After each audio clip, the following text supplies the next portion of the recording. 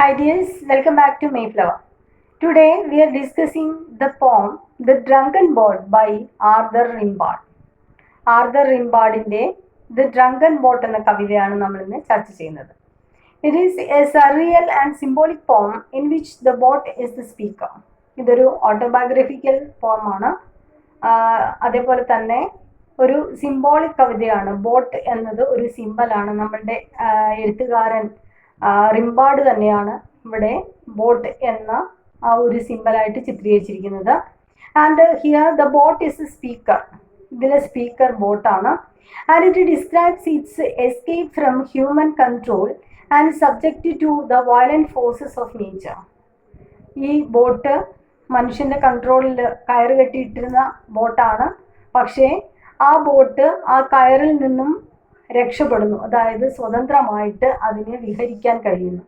അങ്ങനെ അത് ആ കയറിൽ നിന്നും മനുഷ്യന്റെ എല്ലാ കൺട്രോളിൽ നിന്നും ബന്ധനങ്ങളിൽ നിന്നൊക്കെ മോചിതമായ ആ ഒരു ബോട്ട് അത് ആ സമുദ്രത്തിന്റെ താളത്തിൽ അല്ലെങ്കിൽ ആ ഒരു തിരമാലയിൽ ശക്തമായ തിരമാലകളിൽപ്പെട്ട് ആടി ഉലഞ്ഞ് ഇങ്ങനെ സ്വതന്ത്രമായിട്ട് വിഹരിക്കുന്നു.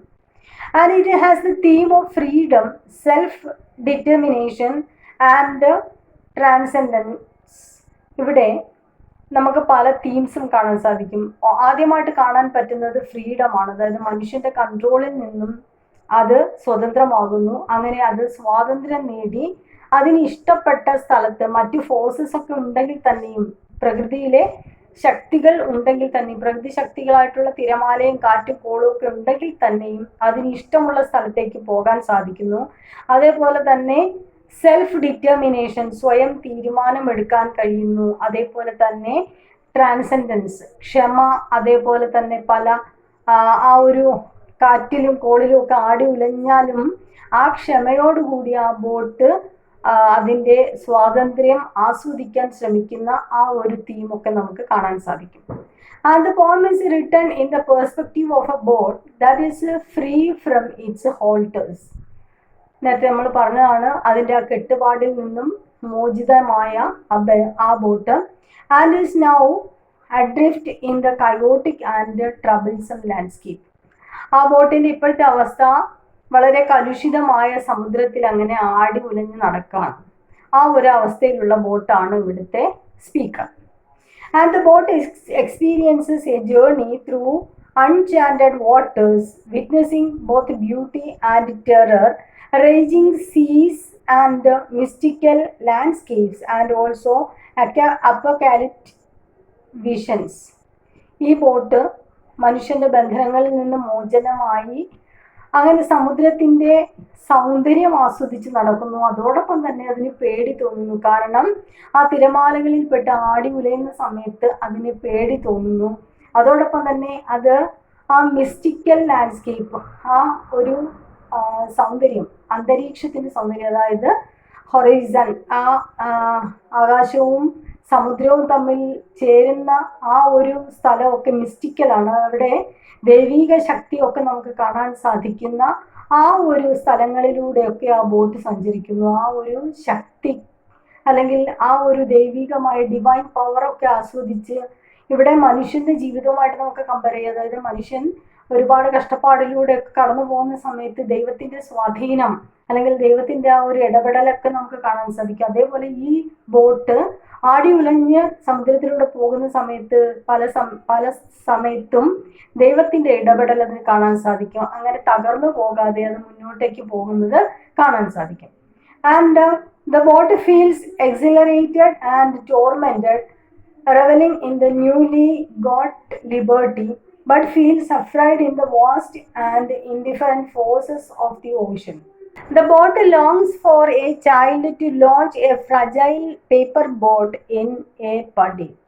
ഈ സമയത്ത് നമ്മുടെ ഈ ബോട്ട് ആഗ്രഹിക്കുന്നത് ഒരു പേപ്പർ ബോട്ട് ആയിരുന്നു താനെങ്കിൽ, അതായത് ഒരു ചെറിയ കുട്ടി ഉണ്ടാക്കി വിടുന്ന ഒരു പേപ്പർ ബോട്ട് ആയിരുന്നു താനെങ്കിൽ, അതായത് അത്രത്തോളം തനിക്ക് ഇങ്ങനെ ഹാർഡ്ഷിപ്സ് ഒന്നും വേണ്ടി വരില്ല. കാരണം ഇവിടെ ആ തിരമാലകളിൽപ്പെട്ട് ആടി ഉലയുകയാണ്, അതേസമയം ഒരു കുട്ടി ഉണ്ടാക്കി വിടുന്ന പേപ്പർ ബോട്ടാണ് എങ്കിൽ അതിന് അതുപോലെയാണ്. കാരണം അതുപോലെ ഏത് നിമിഷവും നമുക്കറിയാം, ആ പേപ്പർ ബോട്ട് ഏത് നിമിഷവും മുങ്ങിപ്പോകാം, അല്ലെങ്കിൽ അത് ഫ്രജൈലാണ്, ഏത് നിമിഷവും നശിച്ചു പോകുന്ന ഒരു പേപ്പർ ബോട്ട് പോലെയാണ് താൻ. അതായത് ഏത് നിമിഷവും തിരമാലയിൽപ്പെട്ട് താൻ തകർന്നു പോകും എന്ന ഒരു ചിന്ത ആ ബോട്ടിന് തോന്നുന്നു. And the poem ends with a disillusionment that it is not able to return to the structured world of civilization. ഈ ബോട്ട് അല്ലെങ്കിൽ ഈ സ്വാതന്ത്ര്യം ആസ്വദിക്കുന്ന ബോട്ട് അവസാനമാകുമ്പോൾ സങ്കടപ്പെടുന്നതാണ് നമുക്ക് കാണാൻ സാധിക്കുന്നത്. അതായത് ആ ഒരു സിവിലൈസേഷൻ, സാംസ്കാരികതയുടെ ലോകത്തേക്ക് തനിക്ക് തിരിച്ചു പോകാൻ കഴിയില്ലല്ലോ എന്ന ബോട്ടിന്റെ വിഷമം. അതായത് മനുഷ്യന്റെ എല്ലാ ബന്ധനങ്ങളിൽ നിന്നും മോചിതമായിട്ടാണ് ബോട്ട് കടലിന്റെ ഉള്ളിലേക്ക് പോകുന്നത്, കടലിന്റെ ആഴങ്ങളിലേക്ക് പോകുന്നത്. അങ്ങനെ പോകുന്ന സമയത്ത് തനിക്ക് വീണ്ടും ആ ഒരു തീരത്തേക്ക് അടുത്ത് വരാൻ കഴിയില്ലല്ലോ എന്ന ചിന്തയിലാണ് ഈ കവിത അവസാനിക്കുന്നത്. And on the peripheral level, we can say that the poem is about a fantastic maritime adventure, but deeply it is about the artistic inspiration, the agony of existence, and the pursuit of transcendence. Peripheral ലെവലിൽ, അത് പുറമേ നമുക്ക് നോക്കുകയാണ് എങ്കിൽ ഒരു കടൽ യാത്ര അല്ലെങ്കിൽ ആ ഒരു അഡ്വഞ്ചറസ് വോയേജ് ആണ് എന്ന് നമുക്ക് മനസ്സിലാക്കാൻ സാധിക്കും. അതേസമയം കുറച്ചുകൂടി ആഴത്തിൽ പോവുകയാണ് എങ്കിൽ നമ്മൾ നേരത്തെ പറഞ്ഞു, ബോട്ട് എന്നത് symbolic representation of the poet himself. കവിയെ തന്നെയാണ് ഇവിടെ ബോട്ടായിട്ട് ചിത്രീകരിച്ചിരിക്കുന്നത്. അതായത് കവിയുടെ ആ ഒരു കൃതി ഉണ്ടാക്കുന്ന അല്ലെങ്കിൽ എഴുത്ത് എന്ന ആ ഒരു പ്രോസസ്സിൽ അദ്ദേഹം അനുഭവിക്കുന്ന മാനസിക ടെൻഷൻസ്, മാനസിക സമ്മർദ്ദങ്ങൾ. നമുക്കറിയാം, ഒരു കൃതി ജന്മം എടുക്കുക എന്ന് പറയുന്നത് ഒരു കുട്ടിക്ക് ജന്മം കൊടുക്കുന്നത് പോലെയാണ് എന്ന് പറയപ്പെടുന്നുണ്ട്. അത്രത്തോളം ആ ഒരു വേദന അല്ലെങ്കിൽ ആ ഒരു അനുഭവം ഉണ്ടായിട്ടാണ് ആ ഒരു കഥാകാരനിൽ അല്ലെങ്കിൽ കവിയിൽ നിന്ന് കൃതി ഉണ്ടാകുന്നത്. അപ്പൊ ആ ഒരു ആർട്ടിസ്റ്റിക് ഇൻസ്പിറേഷനാണ് ഒരർത്ഥം. മറ്റൊന്ന് ദ അഗണി ഓഫ് എക്സിസ്റ്റൻസ്, നിലനിൽപ്പിന്റെ പ്രശ്നം. അതേപോലെ തന്നെ ദ പേഴ്സ്യൂട്ട് ഓഫ് ട്രാൻസെൻഡൻസ്, തൻ്റെ വ്യക്തിത്വം, അസ്തിത്വത്തിന് വേണ്ടിയുള്ള ആ ഒരു തെരച്ചിൽ അല്ലെങ്കിൽ അന്വേഷണം. താൻ ആരാണ് അല്ലെങ്കിൽ തൻ്റെ അസ്തിത്വം എന്താണ്, തൻ്റെ ഐഡന്റിറ്റി എന്താണ് എന്ന ആ ഒരു നിലനിൽപ്പിന്റെ പ്രശ്നവും നമുക്കിവിടെ കാണാൻ സാധിക്കും. നമ്മൾ പറഞ്ഞു പോയറ്റ് തന്നെയാണ് ദ ബോട്ട് എന്നുള്ളത്. അദ്ദേഹത്തിന്റെ ആ ഒരു യൂത്ത് ഏജ് ആണ് ഇവിടെ കാണിക്കുന്നത്. The boat's journey is in fact the journey of Rimbaud as a young poet, breaking traditional rules and explore new poetic forms and realities. കവി തന്നെയാണ് ബോട്ട് എന്നുള്ളത്. ആ ഒരു ചെറുപ്പക്കാരനായ കവി, അദ്ദേഹം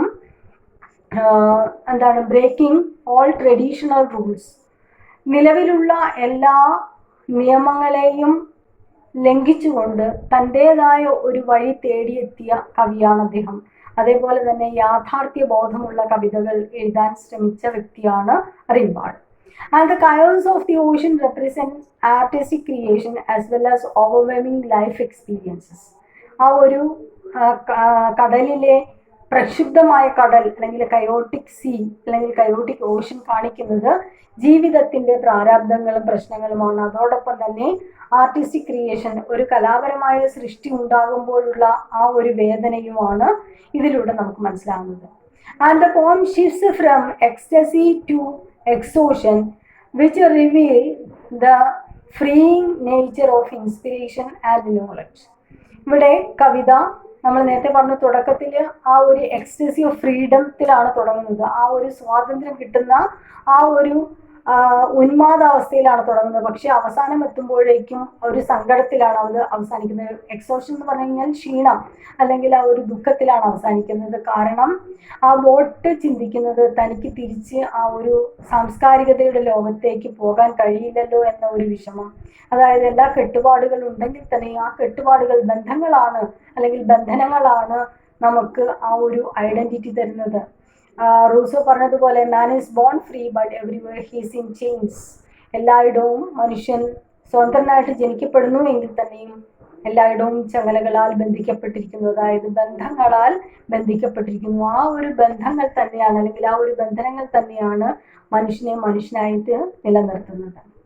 ഇവിടെ ആ ഒരു ബോട്ടിന്റെ ദുഃഖമാണ് നമുക്ക് മനസ്സിലാക്കുന്നത്. അതായത് ആ ബന്ധനങ്ങൾ, മനുഷ്യന്റെ ബന്ധനങ്ങളിൽ നിന്ന് ആ ഒരു മോചനം കിട്ടിയെങ്കിൽ തന്നെയും ബോട്ടും ആഗ്രഹിക്കുന്നത് ആ ബന്ധനത്തിൽ തീരത്ത് സ്വസ്ഥമായി കിടക്കാനാണ്. കടലിൽ, പ്രക്ഷുബ്ധമായ കടലിൽ അലഞ്ഞു തിരിയുന്നതിനേക്കാൾ നല്ലത് സ്വസ്ഥമായിട്ട് കടലിൽ കിടക്കുക. അത് ബന്ധനത്തിലാണെങ്കിൽ പോലും അങ്ങനെ കിടക്കാനാണ് ആഗ്രഹിക്കുന്നത്.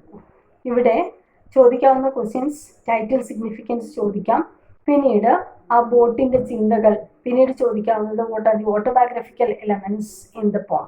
ഈ കവിതയിലെ ഓട്ടോബയോഗ്രഫിക്കൽ എലമെന്റ്സ് എന്തൊക്കെയാണെന്ന് ചോദിക്കാം. Hope it is useful to you. Thank U.